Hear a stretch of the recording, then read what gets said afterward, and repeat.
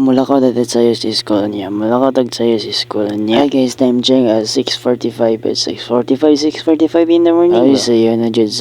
Nakamata na dyan. Sa'yo na lagi na magkawas ng aring adlaw. Ay, mura ka lasot siya. Matawag ng defense niya. Mura ka lasot siya ba? So, during the pita guys, nakaligo na ko kaya ready to school na. Pita guys, sa'yo ko na ni mata kayo. Natay adwa. Yes guys, mula ko sa school kayo. Natay buhatan dito. Sa manoy, natay buhatan sa morning na putay klase sa punon sa naman. By the way guys, diri naglakaw na ko kay mangita pa kong sakyanan. Kanya nilakaw ra ko gamay guys, hindi nakakita na ko tricycle sa Bato National. And after that guys, malakaw naman to sa National no, kaya no tayo defense niya no. Anyways guys, lapit na bitaw ang graduation guys. Makaligo ang tag sayo alas 6 man tong klase, alas 6 alas 12 yata to. Naku dahil pagabot ako diri sa National, sabi ko nagsugod sila, nagumpisa dito ang mga defense kay alas 12 sang afternoon. Sabi na ko alas 8 ang mga defense, tapos alas 12 man yung defense. Diva, ang tagal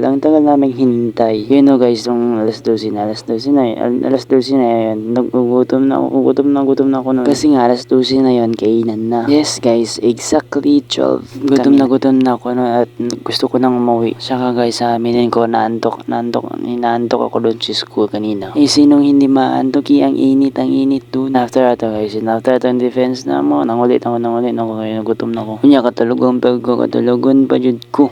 Kay mura alas 12 yata ako nagtulog alas 12 alas 11 yata to. And then nakauwi na ako. Sige guys, sabihin mo kung ano na matulog na ako yung balik pa ko sa eskwela na mga alas 2 na akong balik kaya wala man yung klase sa first period, second period. Maong sa alas 3 na ako masulod, alas 4 recess naman na guys. So balik ko mga 12:45 2:45 la